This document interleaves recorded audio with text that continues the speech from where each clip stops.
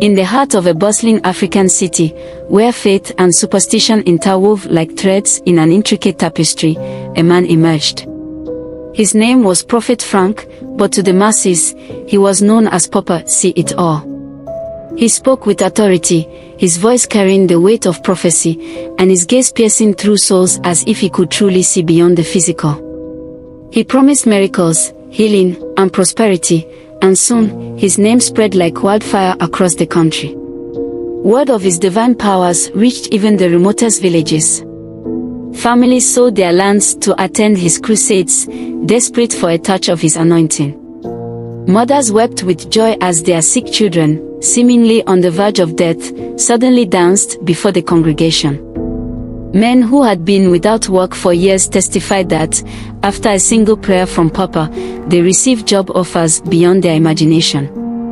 Women struggling with barrenness cradled babies, tears streaming down their faces, praising the prophet for his miraculous powers. But behind the golden veil of blessings and supernatural wonders, a dark secret lurked. Papa See-It-All operated from a grand temple with golden doors and towering walls, adorned with images of angels and radiant light. His congregation believed the church to be a portal to heaven, a place where sins were washed away and destinies were rewritten. Every Sunday, thousands flocked to his feet, bringing their offerings, cash, jewelry, even title deeds, to receive his blessings. The prophet, draped in flowing white robes, his wrist adorned with gold bracelets, would ascend the altar and call out names from the crowd, revealing their deeper secrets. You, woman in the red dress. Your husband is planning to leave you. But do not worry, I will restore your marriage. The woman would break down in tears, convinced of his divine sight. You, young man with the blue shirt. You were in an accident last week, yet here you stand unharmed. The crowd gasped in awe. None dared to question how he knew these things. None dared to look beyond his words. A young journalist named Kemi had been covering religious movements for years, documenting the rise and fall of self-proclaimed prophets. While most people revered Papa See-It-All, something about him unsettled her. Miracles happened, yes, but they were never independently verified.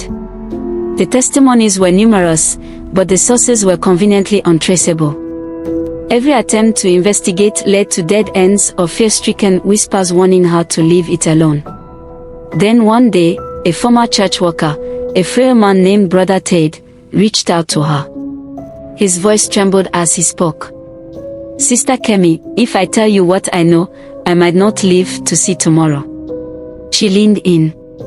Tell me anyway. And so, the dark truth unraveled.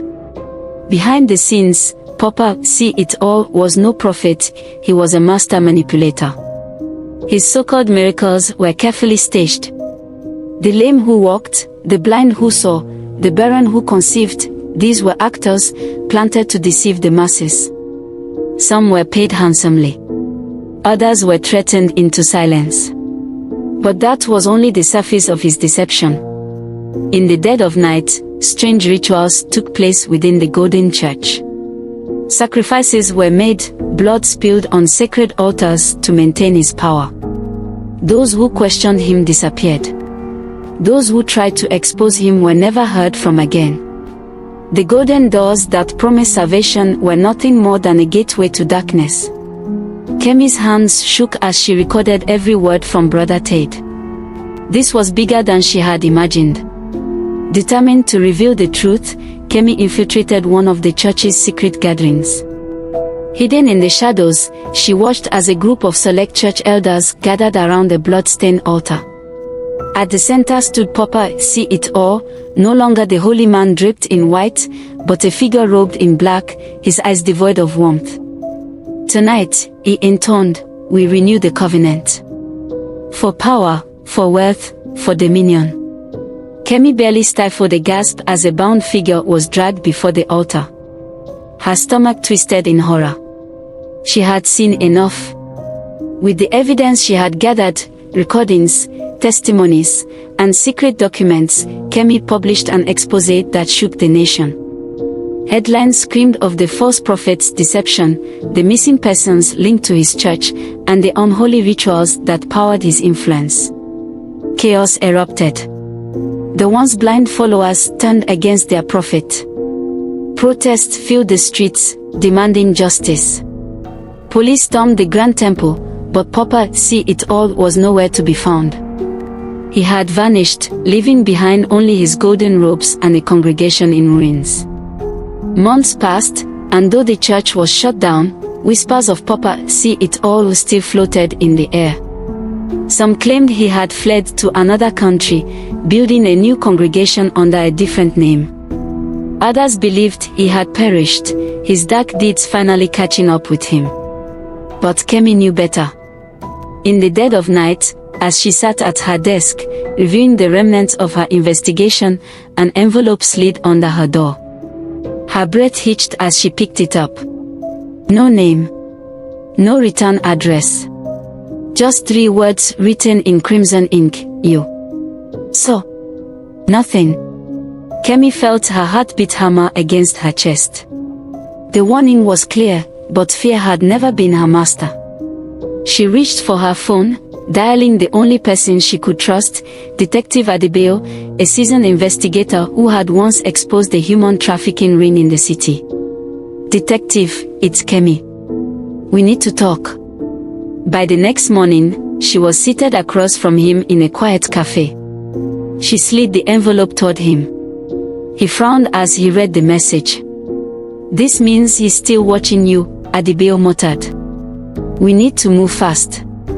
They traced financial records, uncovering secret bank accounts and properties owned under different names.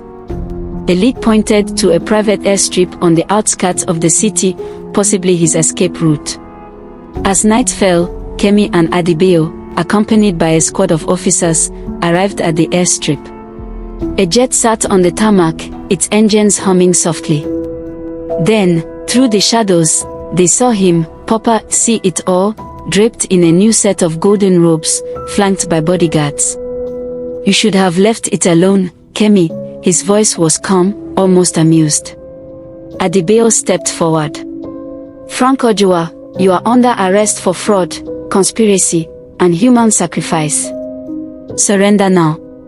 A chilling smile spread across the prophet's face. You think you can stop me? My power is beyond you. Then the lights flickered, and a sudden gust of wind howled through the night.